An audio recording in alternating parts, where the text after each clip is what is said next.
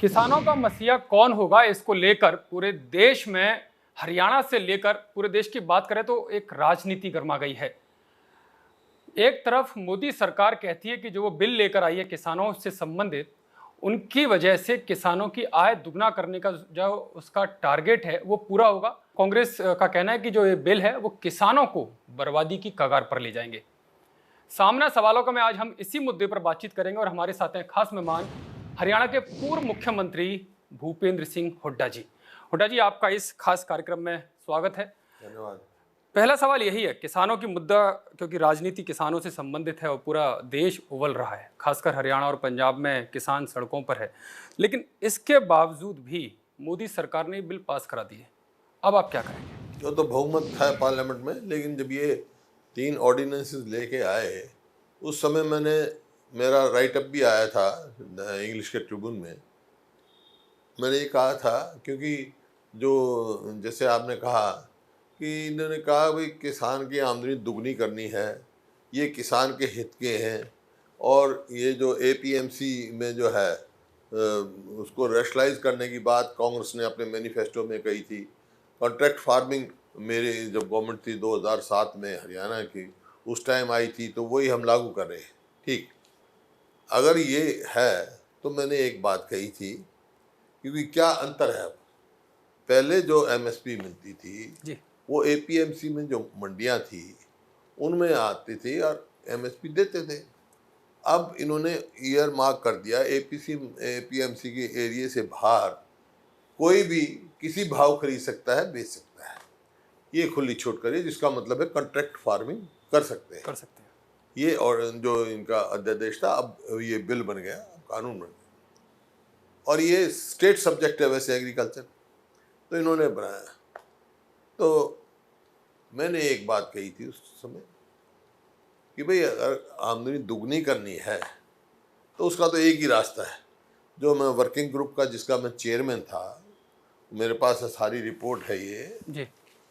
ये रिपोर्ट है मेरी वर्किंग ग्रुप का। इसमें रिपोर्ट में मैंने लिखा था कि अगर किसान को आमदनी ठीक बनानी है, उसको आर्थिक तौर पर मजबूत करना है, सस्टेनेबल इनकम बनानी है उसको, ताकि सस्टेन कर सके किसान, तो एक ही रास्ता है, वो है उसकी एमएसपी का जो फार्मूला है, वो स्वामीनाथन ने जो रिकमेंड किया था, C+2 फार्मूला कहते हैं उसको, जिसका मतलब है लागत जमा 50% मुनाफा किसान को दो, क्योंकि हर चौथी पांचवी फसल तो उसकी खराब हो जाती है। बिल्कुल।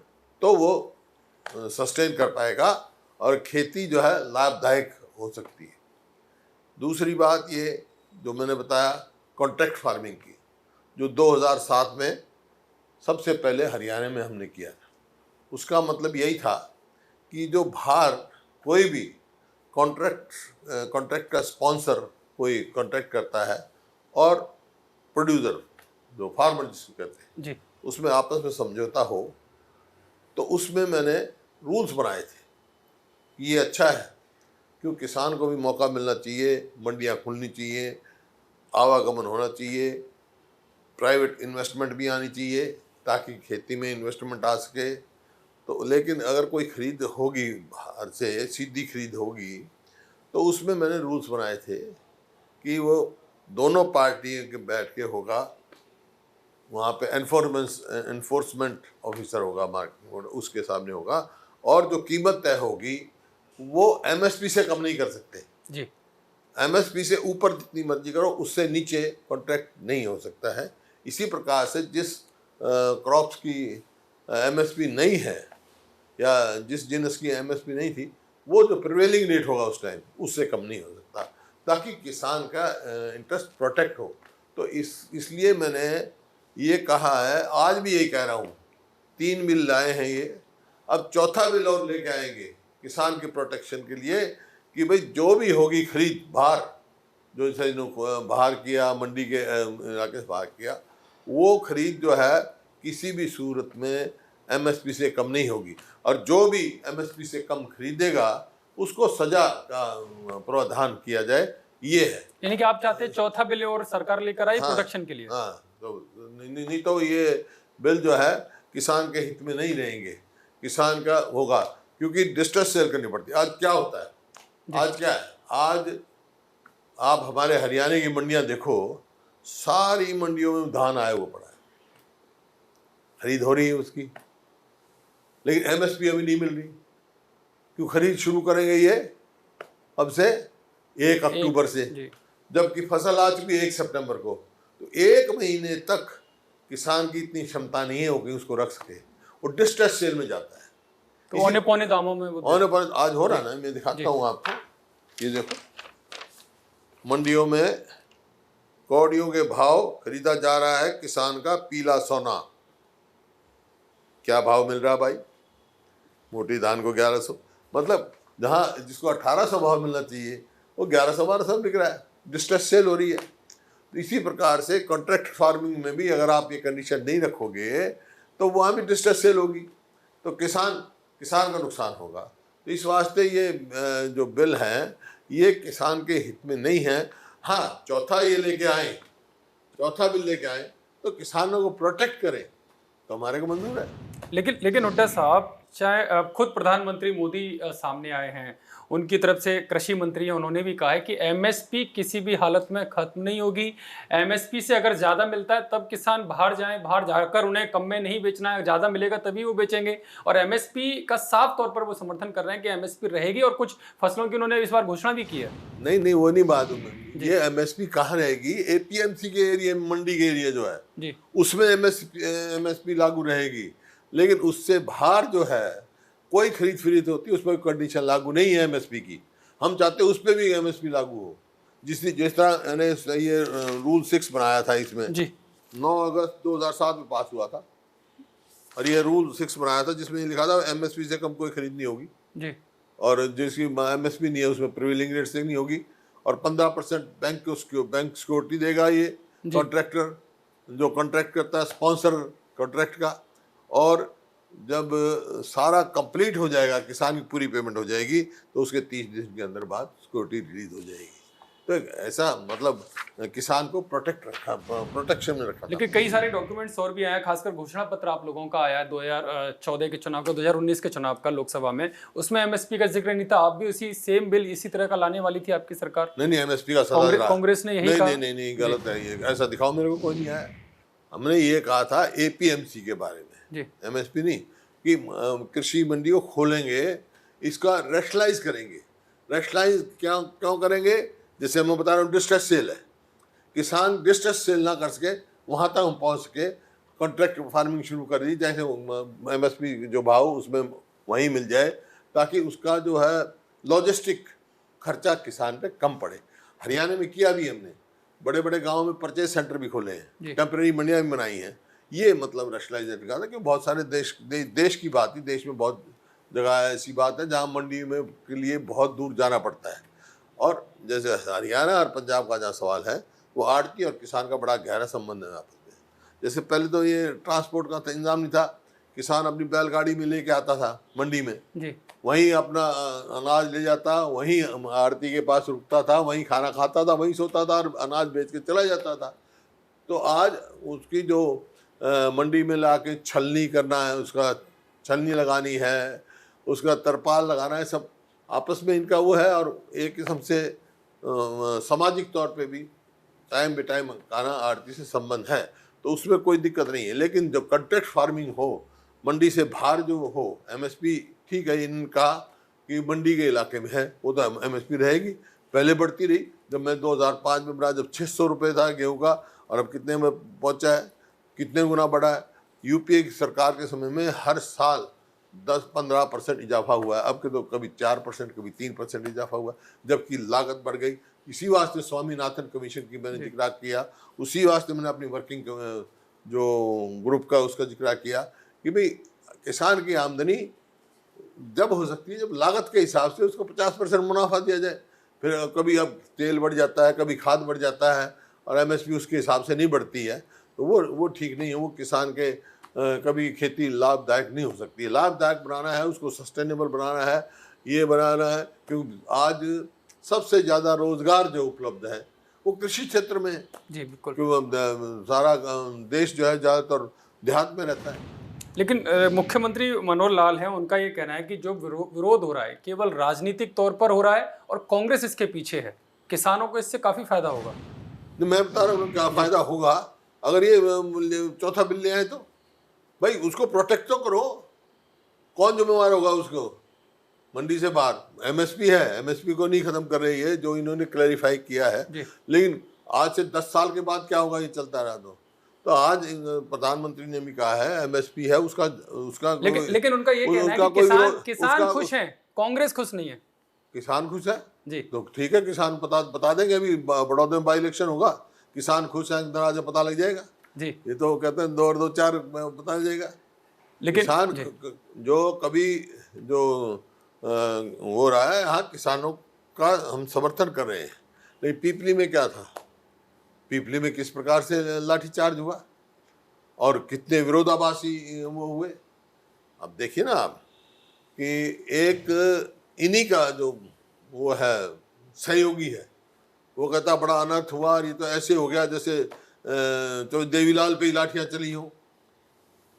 दूसरे कहते हैं इनके जो पार्टी खुद के अध्यक्ष थे कि भाई बड़ा ठीक नहीं हुआ, ये गलत हुआ। एक मंत्री कहते हैं कि लाठीचार्ज हुआ ही नहीं। क्या असलियत है, कौन सच्चा है, किस पे यकीन कर सकते हो आप? इसी वास्ते मैंने कहा था भाई देखो, दूध का दूध पानी का पानी हो जाएगा। सिटिंग जज के द्वारा, हाई कोर्ट के जज के द्वारा जांच करा दी जाए, हमारे को मंजूर है। अब सच्चाई तो सामने आनी चाहिए ना। सच कौन बोल रहे हैं, इनके सहयोगी बोल रहे हैं या मंत्री बोल रहे हैं, दल वालों ने तो या पार्टी के प्रधान बोल रहे हैं या वहाँ के किसान बोल रहे हैं? सच क्या? क्यों, मैं तो स्वयं देखा जी। 10 तारीख को हुआ, 11 तारीख को मैं गया था, मेरे को कई किसान मिले जिनकी लाठियां लगी हुई थी, चोट लगी हुई थी, उन्होंने दिखाया मेरे को। तो इसी बात मैं जांच की मांग कर रहा हूँ। लेकिन इनके जो सहयोगी पार्टी के नेता हैं, वो एक उप मुख्यमंत्री हैं, उनके भाई भी हैं, वो माफी मांगी उन्होंने इसी पर। मैं तो कह रहा हूँ ना, विरोधाभास है ना भाई। अब इसमें भी यही विरोधाभास है। अब जो मान लो जो बिल बना है जी, या और जो मेरा बना हुआ है कॉन्ट्रैक्ट एक्ट कि भाई आप इससे खरीद नहीं सकते, पहले इसको खत्म करेंगे जब तो लागू होंगे। ये स्टेट की वो है, तो ये कैसे करेंगे? मुख्यमंत्री कह रहे हैं मनोहर लाल जी कि वो किसी के भी प्रेशर में नहीं आएंगे। जहां तक अगर किसानों की दिक्कत की बात है, जो बिल आए हैं वो उनके हित में, लेकिन फिर भी अगर उनको दिक्कतें आएगी तो अतिरिक्त प्रावधान करने का अधिकार राज्य सरकार के पास है और वो उस हिसाब से प्रावधान करेंगे। वो तो हमने कर रखा है कॉन्ट्रैक्ट फार्मिंग में जी। फिर ये क्यों कह रहे हैं बहुत अच्छा बिल लेके आए हैं? अब या तो देखते हैं, अब देखते हैं। अब ये अगर लागू करेंगे जो बिल लेके आए हैं तो फिर ये इसका क्या होगा जो हमने प्रावधान कर रखा है? केंद्रीय कृषि मंत्री हैं तोमर साहब, उनका कहना है कि किसान विरोध नहीं कर रहा है, केवल वो लोग हैं जो किसान है ही नहीं, किसानों की आय बढ़ना नहीं चाहते, वो केवल राजनीति करना चाहते हैं किसानों के नाम पर। मैं भी तो किसान का बेटा हूँ, मैं राजनीतिक दलगत राजनीति से ऊपर उठ के एक किसान के नाते कह रहा हूँ। मेरी वर्किंग कमेटी की वर्किंग ग्रुप की रिपोर्ट है। हाँ, और ये सारा सब कुछ है। मैं तो कह रहा हूँ कि भाई चौथा बिल ले आओ, मैं उनका स्वागत करूंगा इस बात के लिए। लेके तो आओ, किसानों का हित प्रोटेक्ट रखो आप। इन बिल से जो लेके आए हैं, किसान का हित प्रोटेक्ट नहीं होता है। लेकिन किसानों का हित क्या इसमें भी है कि कोरोना का समय है हुड्डा जी, और कोरोना में एक दूरी रहनी चाहिए, सोशल डिस्टेंसिंग रहनी चाहिए। लेकिन जब प्रदर्शन होता है तो सैकड़ों हजारों की संख्या में किसान इकट्ठा हो जाते हैं और आरोप आपकी पार्टी के ऊपर सरकार की तरफ से लगाया जाता है कि आपकी शय पर, तो इससे किसानों की जान पर नहीं बनेगी जिस तरह से कोरोना लगातार बढ़ रहा है। नहीं, कांग्रेस पार्टी कभी ऐसा नहीं करती। प्रदर्शन करना और उससे करना सबका अधिकार है, कानून हाथ में नहीं लेती। लेकिन भीड़ इकट्ठा होना, जिस तरह से भीड़ तो यही करते हैं इकट्ठे। आप देखा होगा, मैंने देखा जो बीजेपी के प्रधान कहीं जाते हैं या और कहीं जाते हैं, भीड़ करते हैं, कोई सोशल डिस्टेंसिंग रखते नहीं, कानून का पालन करते नहीं। लेकिन मेरी ये सबसे अपील है कि जब तक ये कोरोना काल चल रहा है सबको डिस्टेंस मेंटेन करना चाहिए। ये किसी के उसमें नहीं है, ये तो स्वयं के हित में है, उसके परिवार के हित में है। लेकिन जो बार बार हमने सदा सहयोग किया, जैसे कोरोना आया है, जो भी आया पूरा सहयोग रखा। मैंने कभी ऐसा प्रयास नहीं किया गया हमारी तरफ से कि भाई जो इनको हो गया ये तो कोई इनके ऊपर एहसान थोड़ा है, किसी के ऊपर एहसान थोड़ा ही है। ये तो स्वयं पे है। स्वयं जितना आप रखेंगे, इसको बचाव रखेंगे, उसको खुद का ही बचाव है। ये तो उसकी तरह जैसे ट्रांसपोर्ट में गाड़ी चलाते हैं ना आदमी, दूसरी गाड़ी से खुद ही बचना पड़ता है। तो आपको खुद ही सुरक्षा करनी पड़ेगी, खुद ही समझना पड़ेगा कि सोशल डिस्टेंस, जैसे आपको मैंने कह दिया, अब आप कह रहे अपनी अब कुर्सी पीछे लेके जाओ आप, जी। या मैं मास्क लगाऊं या आप लगाओ कुर्सी, ये सबकी जिम्मेवारी बनती है। एक और बिल है इसमें हुड्डा जी, जो भंडारण की क्षमता, जो भंडारण है उसकी एक लिमिट हटा दी गई है, इसको किस तरह से देख रहे हैं आप? वही मैंने कहा ना, ये बिल जो है भंडारण की जो हटाई है इन्होंने, खास तौर पे गरीब आदमी क्या प्याज और आलू खाता है, इसका क्या नतीजा होगा?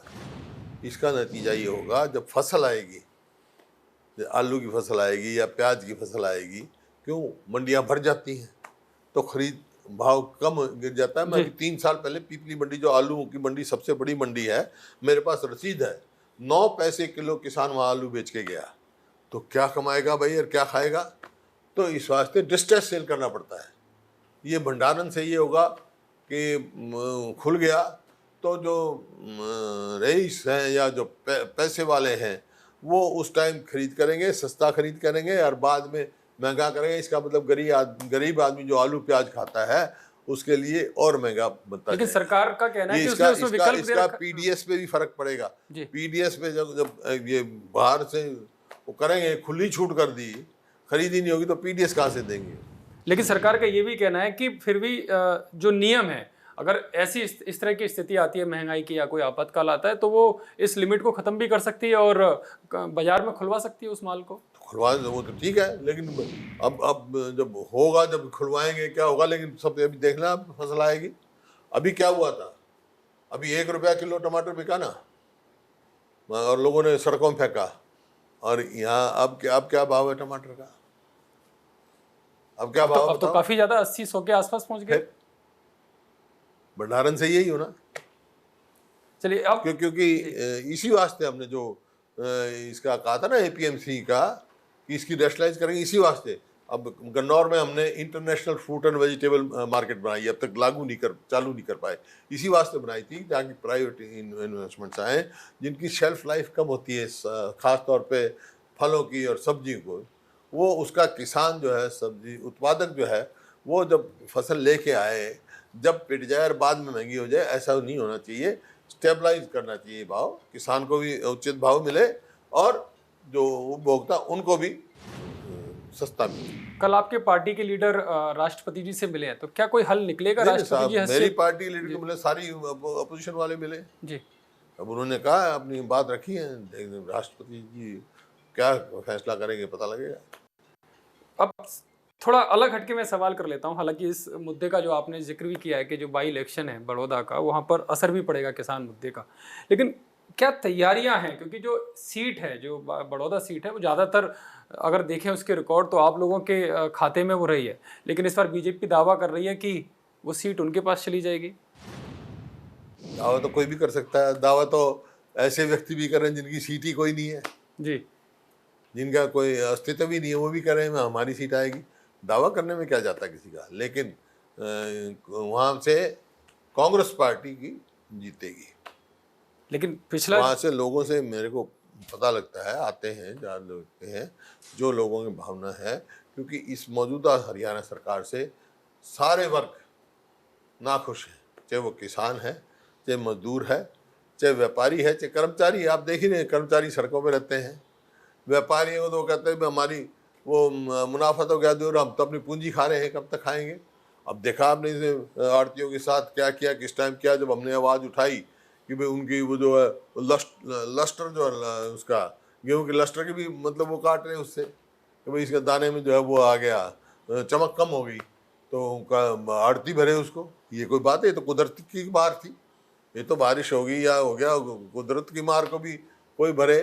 तो ये आप देख रहे हैं, ये सरकार के जितने फैसले हैं अब तक जन विरोधी फैसले आए हैं, हर वर्ग नाराज है। अब ये चुनाव आ रहा है तो आड़तियों से बात कर रहे हैं, उसके बाद क्या करेंगे ये आपके सामने है। लेकिन जींदवाई इलेक्शन भी इसी तरह से हुआ था और आपकी ये सीट मानी जाती थी, कभी बीजेपी की सीट वो कभी नहीं थी, लेकिन बीजेपी बहुत अच्छे इनेलो की सीट थी, कांग्रेस की तो सीट नहीं थी। हाँ, लेकिन बीजेपी फिर भी जीती, कभी उसका वहाँ पर रिकॉर्ड नहीं था। इनेलो से गई ना जी, इनेलो से गई, कांग्रेस का क्या, कांग्रेस की तो बीजेपी के हौसले शायद इसी से कांग्रेस बुलंद की है। पहले 2005 में जीते थे हम, जी। बाद में इनेलो जीता। ये जो अब बने हुए हैं बीजेपी से विधायक, उनके पिताजी थे इनेलो से।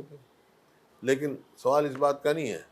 जीत हार एक बाई इलेक्शन से नहीं होता है, जीत हार से फैसला आम बात है। मैं बता रहा हूँ आपको, बीजेपी की सरकार 5 साल के बाद कहाँ पहुंची? जोड़ तोड़ की सरकार है ना, जी। जोड़ तोड़ की सरकार है। लेकिन इन लोग कह रही है कि कांग्रेस जिस तरह से भी कर रही है वो सारा बीजेपी को फायदा पहुंचाने के लिए कर रही है, बीजेपी की वो भी अपना पार्टी अपना है। अपना चरित्र दर्शित कर रही है कि 5 साल उन्होंने यही किया। पिछले 5 साल यही किया, बीजेपी से मिले रहे, कांग्रेस आवाज उठाती जब बीजेपी से मिले रहे विधानसभा, सबने देखा, ये कोई नई बात नहीं। अब कांग्रेस या आप किसानों के लिए क्या कदम उठाने जा रहे हैं? अगर सरकार चौथा विधेयक नहीं लेकर आती है जो आप मांग कर रहे हैं, तो फिर आगे कदम क्या उनकी होगा? आवाज उठाएंगे हम। प्रजातांत्रिक आदमी है, पूरे जानते हैं प्रजातंत्र तरीके में कैसे आवाज उठाएंगे। यानी मान के चले हुड्डा साहब सड़कों पर किसानों के लिए उतरेंगे? जहाँ पे भी जरूरत होगी हम किसानों के हित में जाएंगे। हुड्डा जी, अभी मनोहर सरकार ने कपास और धान को लेकर एक घोषणा की है कि जो शुल्क है और जो उपकर है वो कम कर दिया जाएगा। देखिए, वही मैं कह रहा हूँ ना, अब जैसे धान में 25 क्विंटल रख दिए इन्होंने MSP, और कपास तो जो 5500 रुपये MSP है उसका, लेकिन लोगों ने एक 4,000 और 4200 रुपये भेजी है। तो इस वास्ते डिस्ट्रेस सेल कर रहे हैं। और ये जो लिमिट लगाना गलत है।